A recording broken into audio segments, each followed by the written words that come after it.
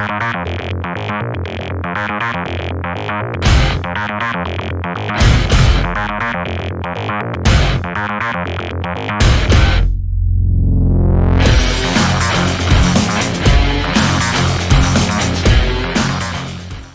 everyone, and welcome back to Totally Random Thoughts. I am Bree. I am Tag. And together we are Bree and Tag. Welcome to Totally Random Thoughts, the podcast about random shit. Wasn't that it? I think so. I don't know. We gotta start our show with saying, make sure you find us on Spotify, as well as Apple Podcasts and Google Podcasts. And YouTube. And Plymouth Rock TV and Distro TV and Amazon Fire and Apple TV and Vudu and Roku and many other TV services that are out there. If you hit Plymouth Rock TV, that will take you basically to all of the different TV services that we are on. We are happy to be in all of your homes and on all of your podcast services. This is Penny. She decided to join us tonight.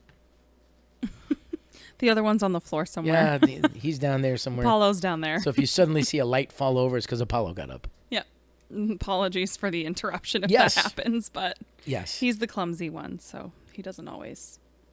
She's the needy one. You think? So we hope you had a good week. We hope everything's been well with you. Welcome to another episode of our show. Today, we have a cool topic, but we'll get to that in a minute. How are you this week, Brie? Well, as you can tell, she's a little attached to me right Yes. now. There's a reason for that. Yes. So she's very sensitive to my feelings.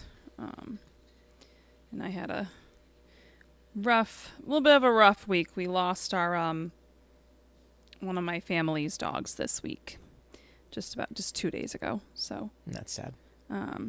he was in my life for half of it. So it's like losing a sibling.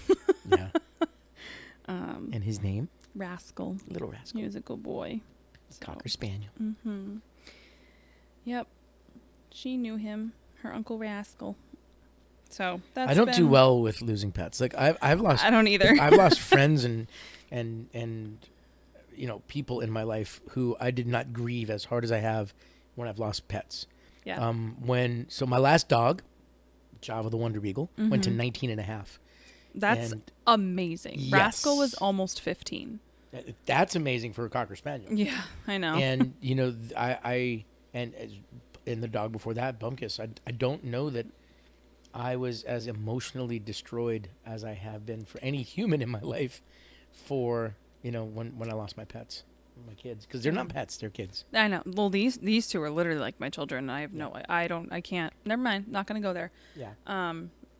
So yeah, if I look and seem like a little bit of a hot mess express this week, that's why. Is that different than any other week, to be honest? Maybe next week, true. Maybe next week too. I don't know. We'll see. I like your new headphones. Thanks. You're Nice welcome. little $20 Amazon special. Is that what they are? They're Amazon's Yeah. $20 Amazons? Yeah, they sound really good though. Yeah. Like when you're using it just plugged in, they don't need to be anything super fancy. These are $20. You're gonna laugh. They're from Temu. Hey, listen. And I've traveled, on multi-country trips with these on planes and everywhere else, and they sound great. And their Bluetooth is super good, super quick connection, super good sound. Very happy for $20. You don't have to spend, unless you're like a crazy audiophile, you don't have to spend a lot of money. Like if you're still buying like Beats, and I'll tell you what, have you ever seen? Let's talk about headphones for a second. Have you ever seen the videos of them deconstructing Beats headphones? No. So you can go look it up. You can find it on YouTube. You can find it on the web. Look up deconstructing Beats headphones.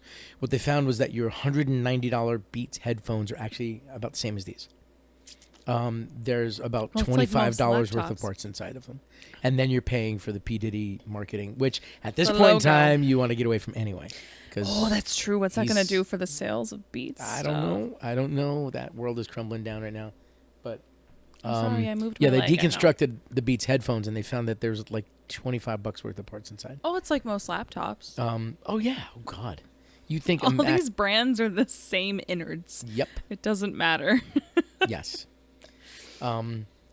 Except for the Macs, and they're still way overpriced. and one-dimensional. No offense to Max. My old Mac we broke open when I had to replace the hard drive, and it had a Toshiba hard drive in it. Nice. So, I mean, that was back in like 2013. Okay. So, I mean, it might be different now. I That's don't when you know. were just a baby, Brie. Yeah. You were just little baby Brie. Mm-hmm. So. Yes.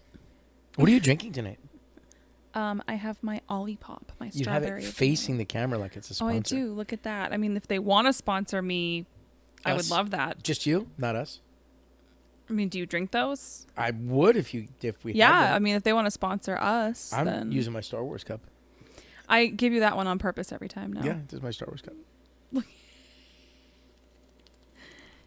What? You can't have Penny's his like, what's in the cup, water." dude? She'll take anything you give her at any time. So what are we talking about tonight?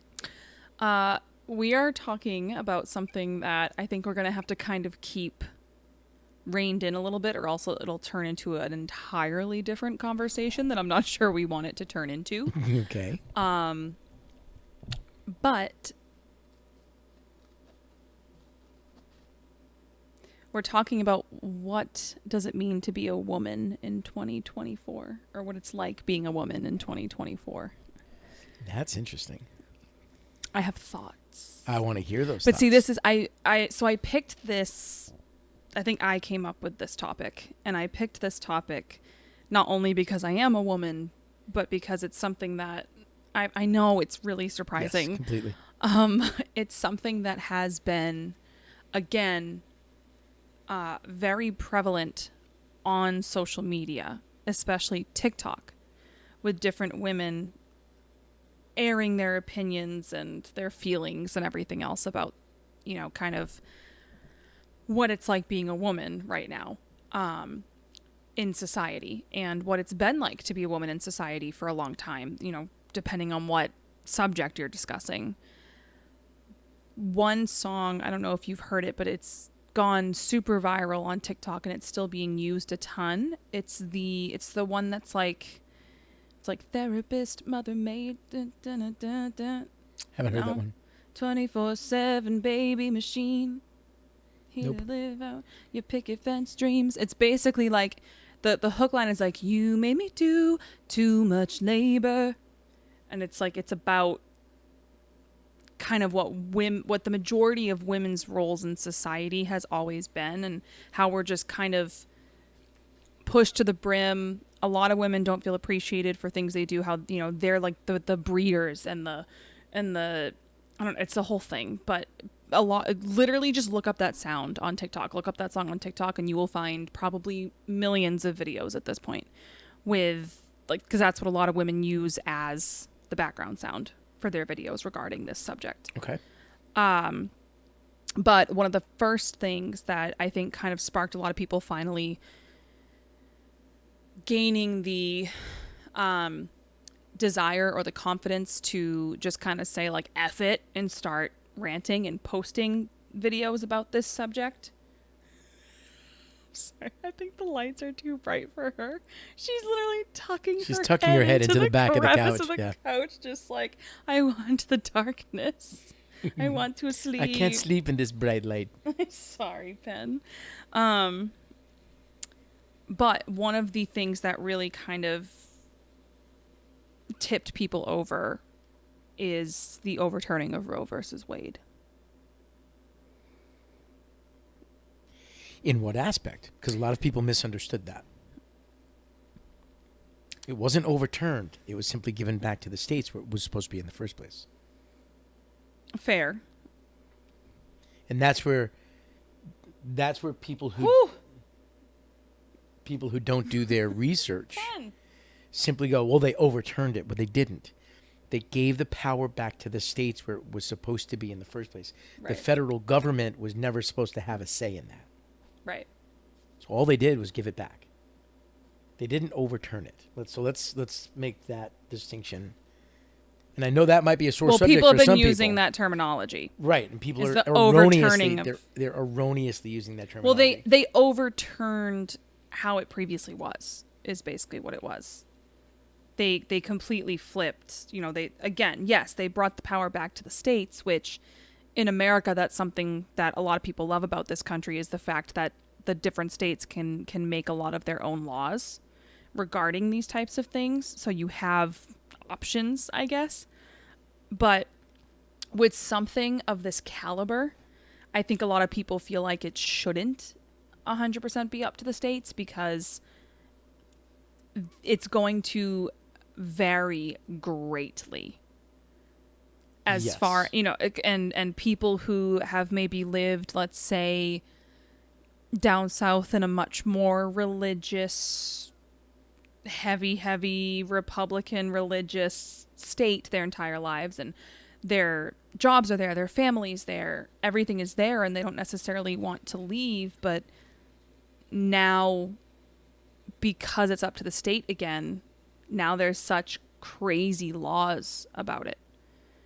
And these women are like, I don't know if I want to stay here, but I don't want to leave because all my family, my friends, everything else are here. So it goes deeper than I think a lot of people expect. And I will be honest, I'm not a hugely political person. I can't stand politics 99.9% of the time. And we don't even have cable. I don't watch the news. I don't really give it the time of day. I keep up to date with big things, but I think a lot of it's, to be 100% honest, kind of a crock of bullshit, and they're just lying about a lot of it. And both sides are lying 100% all the time. So I love people who think, and I hate to say it, I'm going to say it. I hate, they go, you got to vote. Your votes don't matter, to be honest. It's already been decided who's doing what and who the next people are. And there's really, let's face it, let's call a spade a spade. If you think Biden is actually calling any shots in the world, you're very naive. And if any of the presidents, if you think, to some degree, yes. There's 4 corporations who own everything, and they're the ones making all the decisions. BlackRock, Vanguard. Yeah, literally. That's the 2 biggest, probably. So, it's not even a politics thing. There's a lot of common sense that has been thrown to the wayside, especially in subjects such as this. Right. So when it comes to subjects such as this, though, this is, it's so easy to sit here and say, I will say this, it's so easy to sit here and say, I don't pay a lot of attention to that stuff, or I don't care about that stuff, when it doesn't directly affect you, right? And a lot of the stuff that they decide or they do, anything to do with like money and economics will end up eventually directly affecting pretty much everyone in this country. But other than with the big laws, a lot of people aren't affected by certain things that go into it, that turn into a bill or turn into a law. So you don't think about it and you don't care very much about it. But this was the first big thing that I didn't expect to feel this way, but I did. And I did truly feel affected by it in a way that scared me, that I wasn't prepared for. And it's because, and I think the main reason for that is because it was giving the power back to the states and seeing so many states just immediately, as if they've just been like waiting for this, immediately completely change their course and say abortion's 100% illegal here, or it's illegal after so many weeks, when a lot of women don't even know they're pregnant until that point. Or there's even been talks in some very particular states where it's like, if you do abort, that's considered murder and you're going to jail for life. Correct. And it even affects people like, hey, there's Apollo. It even affects people. So like, but my kids were IVF. Right. And Well, and that's the now repercussions that people aren't thinking about. you can't. So we had an embryo left, and we have no. Well, in Massachusetts right now, it's no different. But if we were in other states, there's no way legally to. We can't donate that embryo to science. We can't do anything with that embryo because they're considering it murder. Right. So is it just going to, but you as a family unit have decided you're done having children. Yes. So is it just going to sit in a freezer for hundreds of years? And yeah, we have to pay for it every year. Oh, what a great way for them to make money. Yes. But what I was saying was And Apollo's gone. it's under your legs. But I was not necessarily prepared. Ma'am. I was not necessarily prepared for to feel the way that I felt. Which was? I felt extremely affected by it. I felt... In what way? Explain what you're talking about. Because as someone who's not ready to have kids, as, you know, God willing, you'll hopefully never have to worry about an abortion. How does that affect someone like you? I don't know if you Apollo wants to know too. see his little face. So here's the thing. I personally felt like it affects me just because I'm a female. Because it's really hard to not take it as the sentiment of, we don't trust you, or we don't believe you have the right to make decisions regarding your own bodily autonomy. I agree with that completely. And that's, I excuse agree my with your French. stance on that. Excuse my French, that's fucking scary. It is. It's very scary. Because women's health is already so far behind and so ignored, and that's a topic we'll get into another day. I'm still doing some research on that. But it angers me and it scares me because it feels like we're going backwards in time. Like, are they going to try and take away our right to vote again next? It just feels like, why are we the gender that doesn't get bodily autonomy? Just because I didn't ask to be the one that could grow the fetus. You know what I'm saying? Like, it's just science. It's just, I ended up with this DNA, and the DNA I have is the one that grows the baby. The baby. But I agree with everything. But as far as and here's my, they should not have a say in what you do with your body. No. There should be no, you know, and the my body, my choice. Yes, absolutely. Your body, your choice. You know, I agree completely with that. Yeah. And here's my thing. What about, and trigger warning, sorry for anyone that has issues with these topics, but what about a 14-year-old girl that was raped? By a family member or Never something mind a 14-year-old disgusting girl. like that. What about any girl who's been raped? Exactly. Never mind 14. Even a 40-year-old woman that was raped. Absolutely. It's, what about, okay, someone like myself. I have an IUD. That is the form of birth control that I use. It became almost like medically necessary after so many different options with my doctor and failing so many options and whatever. So it's considered the strongest form of birth control. Okay, great. My husband and I are just the type of people where we still, you know, aren't going to just rely on that because responsibility. But with having an IUD, if God forbid I did end up pregnant, I am at such a higher risk of having an ectopic pregnancy because of the IUD. So what happens then? And if I didn't explain ectopic for those who don't know, an ectopic pregnancy is when the the egg is fertilized and the zygote and the fetus begin to grow outside of the uterus, typically inside of a fallopian tube. So there's not room there. Nope. You can't grow the baby there. And it's not a safe environment for mom either. It will kill the mother. Yes. Pretty much inevitably, unless your body miscarries it early enough. And it may not, because your body may not even fully realize you're pregnant because it's not in the uterus.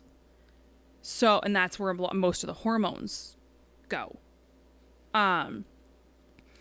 So if I didn't live in Massachusetts and I, for some godforsaken reason, ended up pregnant and it was an ectopic pregnancy, I just die then? Because most women, a lot of these states are enacting the stipulation that, okay, we'll allow abortions, but not after 6 or 8 weeks. Most women don't even know they're pregnant until 8 weeks. That's the average. Right. I mean, I do believe there should be a point. I mean, if you've got a frequent flyer at Planned Parenthood who obviously just has zero regard and is in there every couple months for an abortion, okay. Well, I mean, not even that. I mean, but at what point, end of the first trimester, end of the second trimester, where does that point become? I think when it hits the point. Okay, this is getting really graphic. I'm sorry.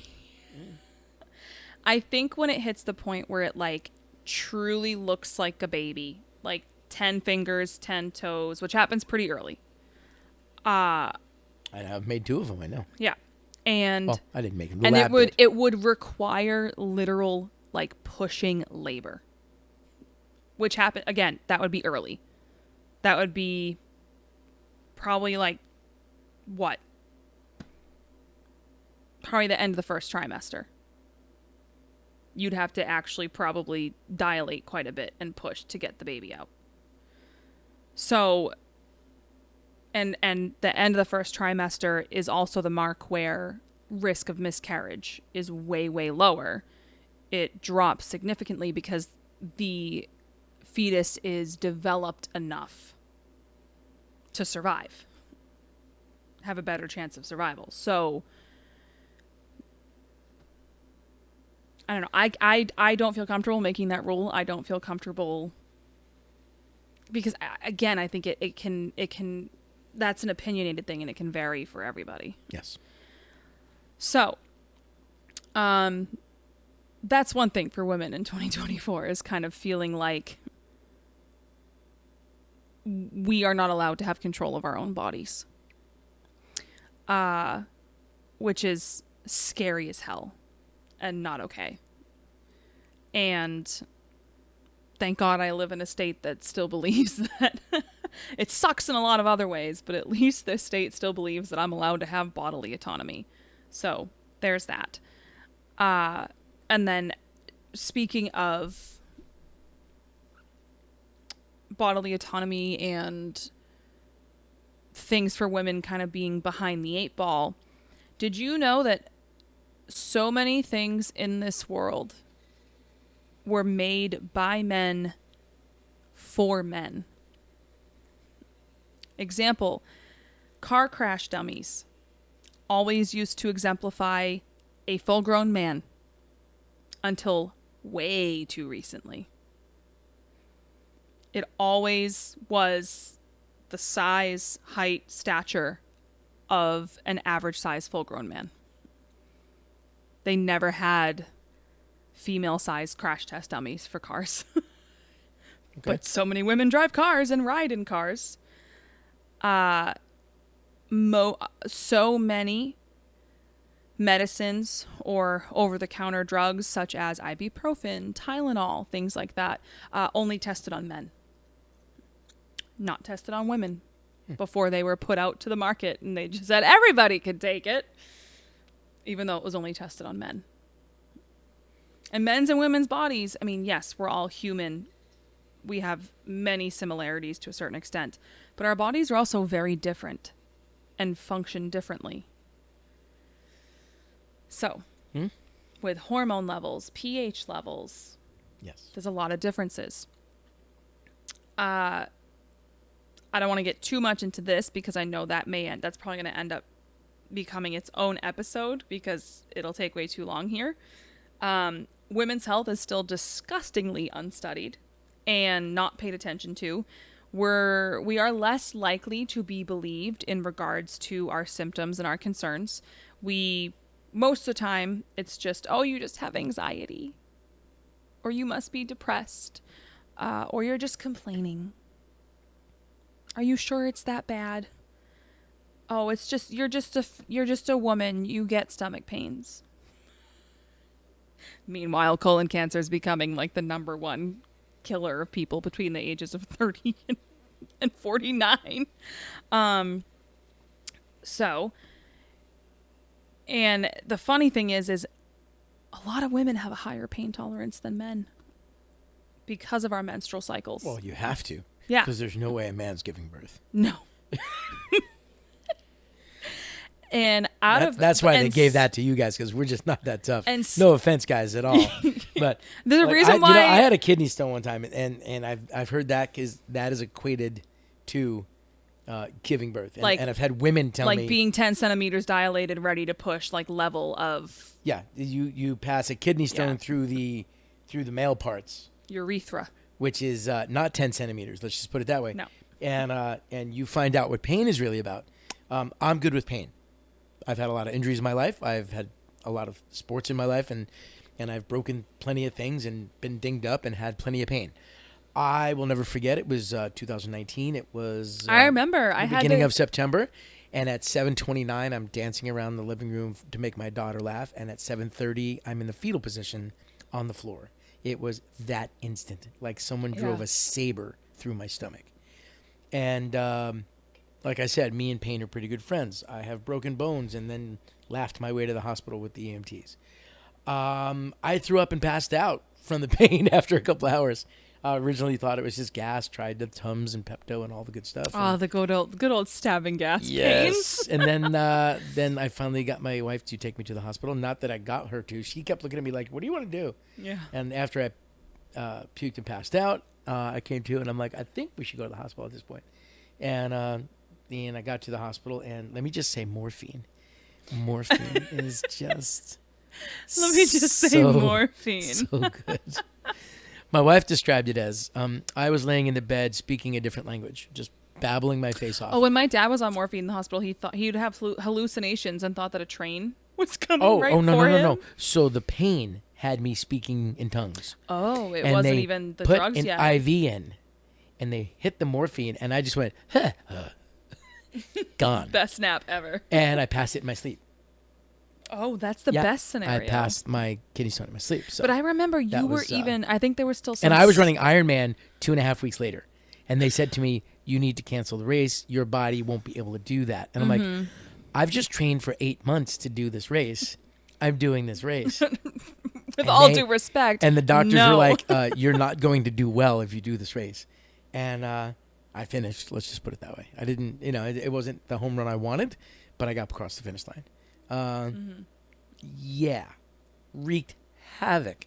That's probably the closest thing a guy could ever experience that childbirth. Would get through the pain of childbirth. Yeah. Mm-hmm. And so many women go through childbirth completely unmedicated. And I puked and passed out, so that tells you. Well, a lot of women vomit. A lot of women get sick to their stomach during labor for that same reason. So, and speaking of childbirth, out of pretty much all of the developed countries, we have the highest maternal mortality rate. Did you know that? I did not know that. Yep, we have the highest maternal mortality rate, the highest of the highest being among women of color.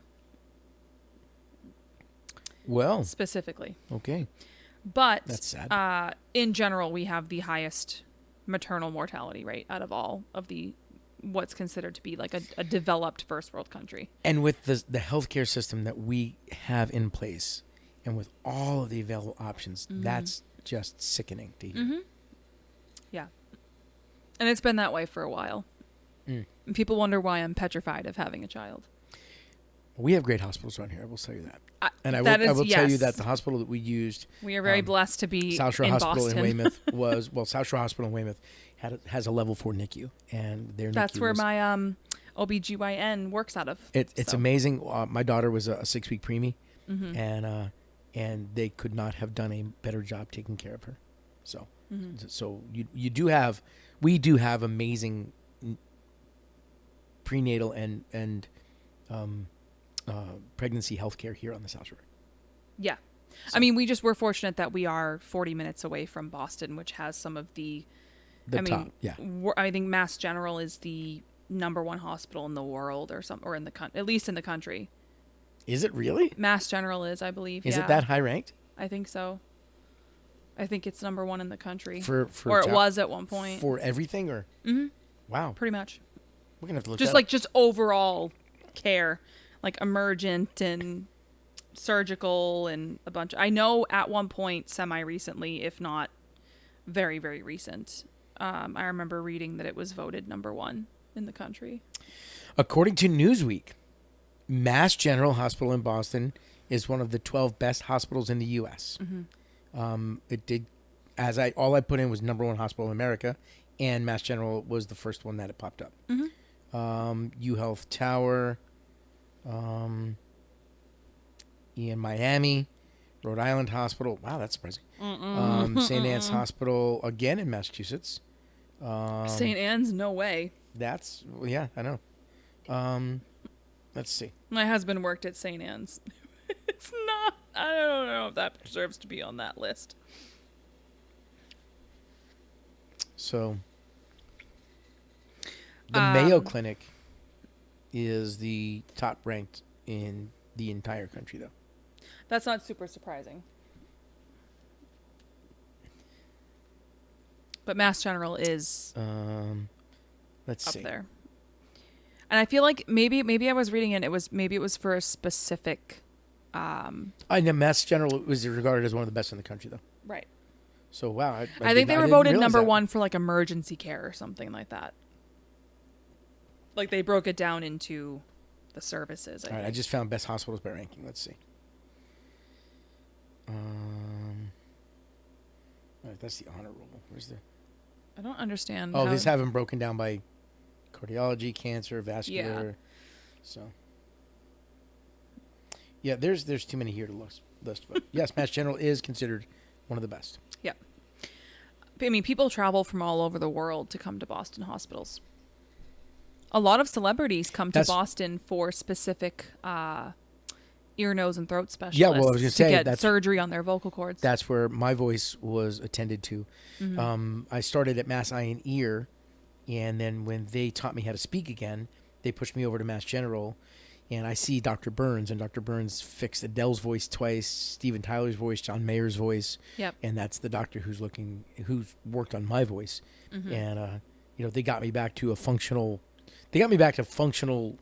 life and getting back to singing, although I'll never have my voice back.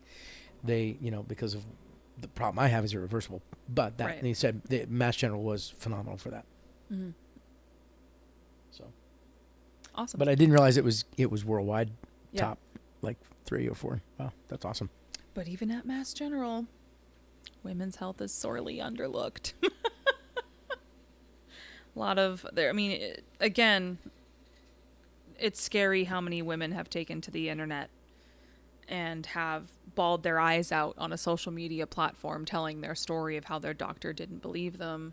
They were just told they were being dramatic or they had anxiety and XYZ, and they actually had something seriously wrong with them. And it could have been caught a lot sooner if someone just listened. Well, I mean, even let's look at you for a second. You have a fairly good list of stuff going on, but the one thing that amazes me every time is your iron levels and how they won't supplement your iron levels until they drop below a very certain point, no matter how miserable your life is at the moment.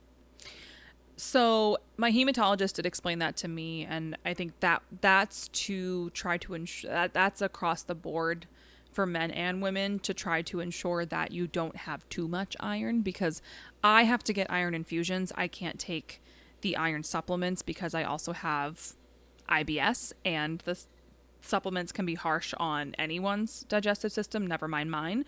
So it sends me into flare-ups. So we went the infusion route, and when I get an infusion, they really only make the infusions in certain size doses because it's an IV. So I have to get like half a bag or a full bag of iron. So it's a lot of iron at one time. So they don't want to put me over the limit, and now I have I get too that, much. but when you're like 1 point away and they still So won't my give it yeah to you, my that's kind of obnoxious. my body, well, that's a big thing with American healthcare, right? They like to set ranges for certain things, like different minerals and vitamins and things like that that your body is supposed to have. They like to set ranges for where they like to see your levels at, and you could sit there and be, you know, for example, what my iron likes to do. They like to see your iron, like your ferritin, your iron store levels, usually in between like a 53 and a 250. Mine will hang out at like 67 for like a year. And I just suffer. But that's still considered normal because it's still in the average range, even though you're at the very low end of the average, and it's definitely affecting my energy levels and everything else. But it's not low enough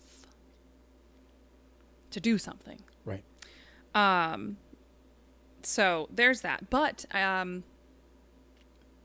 an example. I'm actually an example and a story of one of those situations where even by a fellow female doctor, an OBGYN at that, who specializes in female care, I wasn't believed with my symptoms.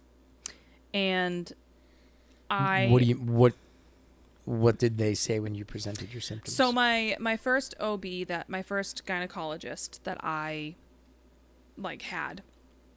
This is very cathartic, just sitting here just petting the dog while we're talking. Penny, you might have to just be here for every show from now on. I know. Unless we have a guest sitting here. Yeah. So the first gynecologist I had, how do I put this? Wretch of a woman by the end of it. Don't hold back. So, long story short, it was always very, she would make small talk. She would ask me how my music was, things like that. I didn't necessarily dislike her, but she didn't have the best bedside manner, and my appointments always seemed kind of rushed, and things were dismissed very quickly. And then there was one or two visits, the last one or two times I saw her, where I was expressing some concerns with my energy levels and some different symptoms I had going on.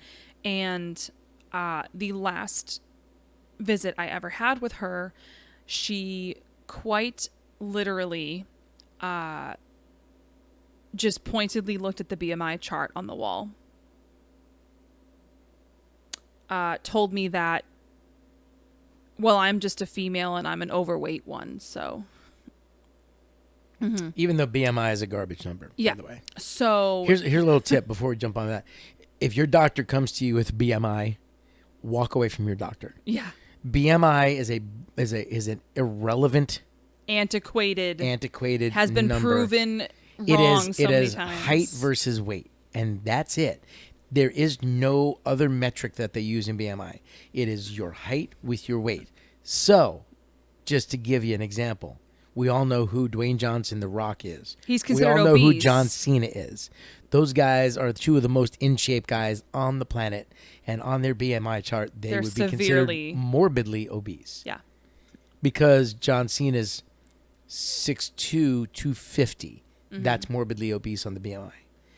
Dwayne Johnson is 6'4", 275. That's morbidly obese on the obese. Even though they're rock solid with muscle. So you throw if your doctor brings you a BMI, you go put that away and go back to doctor school. I kind of knew it was coming because she had brought up my weight more than once before, And mind you, this was during the time I was very much struggling with my digestive disorder. I had just gotten diagnosed with it like a couple months before this. And I was just so fed up. And I was even skinnier than I am now as well back then. And long story short, I noticed her just pointedly look at the chart and then start to tell me, remind me of my weight and go in that direction after I had been explaining to her these symptoms I was having. And I lost it. Cordially, but I lost it. And I'm never usually one to question or disrespect a doctor. Like, you are the expert in your field. I'm not the expert. I didn't go to school for this. You're supposed to help, take care of me and tell me what to do. But I went off on her respectfully, but I said, respectfully, that chart is a load of crap. Is essentially what I said. And I said I prefer to pay attention to my body fat percentage and my muscle mass index, and not that piece of shit hanging on the wall. Yeah. And I've been battling with digestive issues and being diagnosed with a digestive disorder. So no, I have not been in the gym as much as I would like to be because I can't. But I'm getting back into my routine. I'm learning how to manage things, and I would very much appreciate it if my doctor would actually take me seriously. And I just kind of professionally reamed her out a little bit, and she went, "Well, okay then." And we were both just kind of like, "Yeah, I think this appointment's over." Yeah. And I walked out. I think this relationship is over. I walked right up to the desk with all the other women sitting in the waiting room, and in front of everyone, I told the secretary, "Please cancel any and all appointments that I may have in the future with her. I will never be back. Bye." Nice. And I found my current OBGYN. I ended up seeing my primary care, and she goes, "I'm an internist, so I am certified. If you're comfortable, I can examine you." And I said, "Yes, please." I had bacterial vaginosis.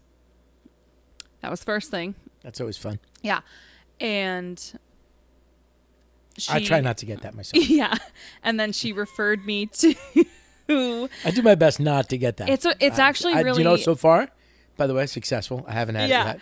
It's actually very common. Yeah. Well, I'm very good at keeping away but from you it. do need an antibiotic. Oh, to get rid of it. So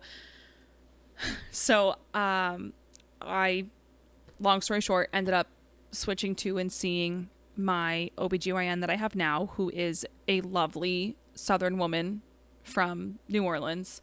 And she walks in and she's like, "Hey, darling," very motherly like. Love that. And she listened to me and ended up doing a whole panel of blood work. Called me back herself with the results, told me she was a little concerned with some of my levels. At first, she thought I may have von Willebrand's disease. I remember you telling me that. With the, issues with the clotting factors. So she referred me to my hematologist, who I love. And he had one singular visit with me. And after asking me a few simple questions and examining me, he went, I'm gonna test your iron." Just to see. And lo and behold, remember how I said that, 53 to 250 for your ferritin? I was a 5.9. That's a little low. Just a little. Just a touch. I was so anemic that I had what was called RDW, and my red blood cells were not all the same size anymore. So quite literally, like half my red blood cells were not carrying the amount of oxygen and nutrients to my muscles and things that they needed. Hence why after a leg day at the gym, it would be like day 4 after leg day, and I would still like cry trying to sit down on the toilet because it hurts so bad because I wasn't recovering. Right. So that is how I found out I was anemic, was because I switched OBs, and my second one actually listened to me after the first one tried to tell me I was just fat. And that is such an unfortunate... And really, probably all too common. Such a common occurrence, yeah. Especially for women. A lot of women, I didn't even write these things down. It's just things I know off the top of my head. So many women. A lot of women have to have something done it's a procedure called a colposcopy.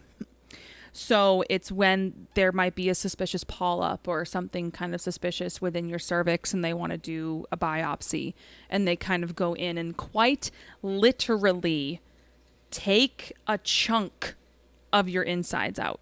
Like slice off just right in your insides and just take a chunk of you out.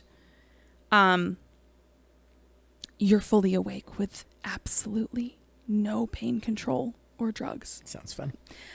Meanwhile, men, and then they just tell you just go about your day like normal. You're fine. If you bleed, it's normal, whatever. Men get the snip snip. They're like, would you like to be put under general anesthesia? Would you like this and that? Ice it, no heavy lifting or anything for 3 days. And women get a chunk of their insides taken out with no pain meds, nothing. They're like, you're don't good. you minimize what happens to the boys. No. I'm not. I'm just saying. I know, Apollo. Somewhat. She does not understand. You had yours taken away. You don't have yours anymore.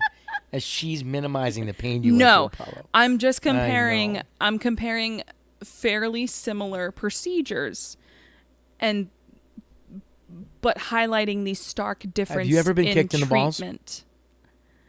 I can't say that I have. Trust me, they're quite sensitive. So, there's just. Do you want to know why the chainsaw was originally invented? Do you know what it was originally invented for? What its original purpose was? Do tell. In the late 1800s, the chainsaw was originally invented. I'm going to look at the camera while I say this. It was invented so that during childbirth, if a woman was having trouble getting the baby out because her pelvis was too small, they would take the chainsaw and saw her bone and open her pelvis to get the infant out of her body, and she would die. That was what the chainsaw was originally meant for. And then Paul Bunyan got a hold of it. Fun fact. I think I can move my microphone over so I can look more this way. So there's that. That's why I kind of like. Yeah, on the next show, I think I'm going to move my mic over. Still learning, still figuring out the comforts of the show here. Before making this episode far too long, the couple other last things, I'll just kind of speed through them, then we can discuss for a few minutes and call it a night. But, sounds good.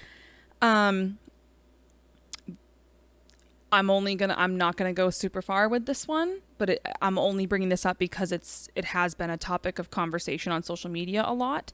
A lot of women are kind of feeling like our existence is being threatened or lessened by transgender females and the trans community. I am not saying this is my opinion. I'm just like, don't come at me. I'm just saying this is something that's being talked about a lot online, where a lot of women are not necessarily feeling threatened, but are just slightly annoyed again, because it was around the time too of the Roe versus Wade, whatever, and a lot of women were feeling attacked, and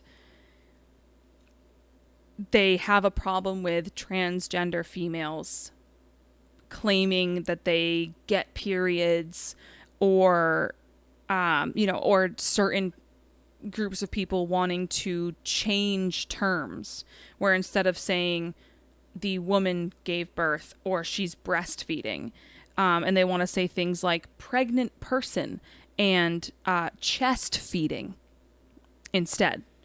And a lot of women are like, no, it is women, biological women who have a uterus that are able to do these things, and they should get the credit and recognition for it, because it's not like pregnancy, labor, childbirth, breastfeeding. None of these things are easy, but a woman's body was made to do it. And it's a beautiful thing that our DNA allowed us to be able to do. Yes, it's very hard work and it takes so much sacrifice, and we can sometimes suffer going through it all. Like, don't take that away from us, kind of deal. Also, it's just like science. Like, notice I'm staying quiet on this. So that's just something. I have certain opinions, and we no, don't. not certain. I have very strong opinions on this, but I'm going to stay quiet about it. Right. For now. We're not going to go Another into show, maybe. this. Another time. That's a very touchy subject. We don't want to. It's not a touchy subject. It's a subject that people don't want to talk about because they're a fear of being canceled and the fear That of being too. attacked. We'll get into it in another episode. Yeah, another episode because So- I honestly don't care. If you want to have this conversation, I will gladly have this conversation. But another thing for women is, as far as women compared to men, so many more women are afraid to go certain places or be in certain situations, especially by themselves. They're more likely to be taken for sex trafficking. They are more likely to be domestically abused or murdered by their partners. The rates for the violence on, men to women is much, much, much higher than women to men. As far as what's reported. Oh, yes. No, I believe that a lot more women report than men do. And some women, I will say, and it pisses me off, they play victim or they decide that they just regret their choices and they'll accuse a man of something that they don't deserve to be accused of or that they didn't actually do. Just because they regret their decision to do whatever they did with that man. Yeah. And it's messed up, and that's a whole other conversation. But as far as statistics show, women are more commonly taken for sex trafficking and are more commonly in domestic dispute cases the victim. A lot of women feel that they're damned if they do, damned if they don't. Where, you want to be a stay-at-home mom, you get judged for it. You want to be a girl boss who focuses on her career, you get judged for that because then you're not a good enough mom. Men seem to get much less of that double standard when it comes to discussing their careers and the way that they balance their time. And many women now are electing to just not be married and not have children because of a lot of this. And they're speaking out and claiming that they would rather be alone and or childless than deal with a grown man who utilizes the tactic of weaponized incompetence on a daily basis, and they feel like they have another child instead of having a partner. And so many women feel like they still carry the majority of the mental load in the household, on top of having to have a career, because in today's world, in most places, both parents have to work to pay the bills. And they also kind of end up being the default parent because they carry most of the mental load. So they are more aware of certain little nuances with things going on with the kids or the pets or just the household. Instead of both parents holding equal weight with that stuff, the women still tend to carry most of the mental load, and they're sick of it, to be honest. And then of course there's the never ending ageless thing with the media just being so overly critical and judgmental of women's bodies. We could get into Victoria's Secret and into the tabloids and everything for days, but I will refrain from that'll be a whole other episode. But so those are some of the other kind of main things that a lot of women, and actually I've seen a lot of men, even allied men, making posts about it as well. For a couple years now, I'd say it's been very much becoming more prevalent, especially on TikTok. Okay. So, and I hate to say, but it's tough because as a female, I don't know, because I feel like I'm a female, and I'm not going to lie. I agree with a lot of this. I feel a lot of this. I'm very fortunate in the sense that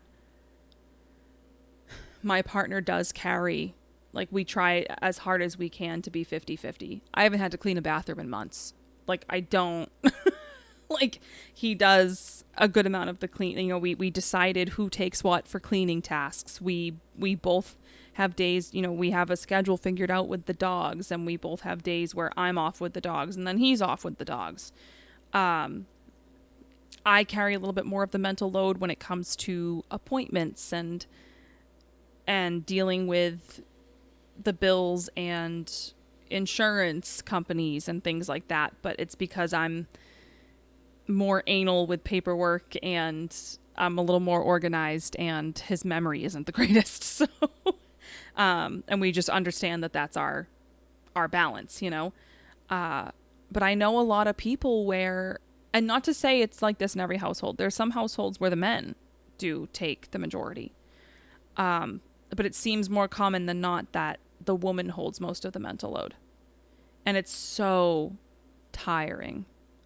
It's so tiring. You are just constantly mentally and physically exhausted. Like just two in one. And I feel like you probably understand that more than most men because you're an entrepreneur. You own your own company. You have to carry the mental load of your entire company. And you're also a very active partner and father. So you do carry some mental load at home as well. Yes. So I feel like you understand it better than most. But I think unfortunately, and I blame the mothers for this. I blame parents for this. Unfortunately, there are a lot of men, especially in my generation, because we grew up with our parents who still were kind of a certain generation where the dad worked and the mom stayed home. And the mom did all the homemaking stuff. She did the cleaning. She did the dishes. She did the cooking. She did the laundry. She did this, that. And the dad did all of, the manly outside work. Mowing the lawn and fixing the fence and whatever. Power washing the house and whatever else. And those typical societal gender roles were still there. And my generation, I think, is kind of starting to try to really break it down and completely change those and equalize things, especially because now we can't. Well, I think that started far before your generation, to be honest. Yes, but I think it did, but it's even more prevalent now because now, like, we literally can't afford to have a parent stay home. Like, it needs to be more equal. Well, that goes back to the right. Some of the conversations we've had on previous shows. Right. So, but it's tough because as a woman, I understand so much of this and I do agree with it. And we could sit here for hours talking about it, but we won't. But I'm also a very, like, tomboyish female. You are. And I work with, like, 10 men all day, every day in a very blue-collar environment. So I don't necessarily feel as, charged up about certain things as I think a lot of other women do. But I understand it. And I do get very amped up about certain things that we talked about. And I don't appreciate how it kind of seems like we are going backwards in time with the bodily autonomy of women and things like that. So. Well, okay. Sorry, this whole episode was kind of just me, like, ranting. A little bit. That's okay. But I'm the girl here, so you are the girl. I'm the female here. But I don't know. I don't know what your thoughts are. Well, we'll never know because we're done for this episode. Do you think some women are real quick, little like 60-second? We got like 6 seconds. It's fine. Do you think some women are overreacting with some of this, or it's not as bad as people are making it out to be? Because I would respect that opinion. I think you're looking at it from a one-dimensional standpoint in some ways. Let's just put it that way. That's fair. I think that happens with humans in general with a lot of different things, not even just this subject. Yep, absolutely. Because we could turn this entire thing around and have an entire episode on what the guys are dealing with these days. Let's do it. So, there's an entire Let's side do it. to the same coin. I would love to flip and see the other side of the coin. And I think that's a big discussion as well. And I think we'll do that it's on far another show. too, and I think that the biggest lesson from all this is it's far too easy. Even on a daily, we have to leave because we only have an hour on TV and we're over that hour. We can cut, we can edit it. Yeah, you think? You rambled. There's no way to edit. I'm so sorry. Yeah, we got to go. So. He's cutting me off. Yeah, I am cutting you off. Thanks for watching. We'll see you next week. Check us out on Spotify, on Plymouth Rock TV, on Roku, on Apple TV, on Apple Podcasts, on YouTube, Amazon Prime, Prime Video, and I'm sorry, Amazon Fire TV, not Prime Video. Yes. And just go to our Facebook page. Everything. Hey, nice to see you, Apollo. All right, John, Oh, come on. quick We stretch. gotta. See you later. Thanks. Bye. Bye.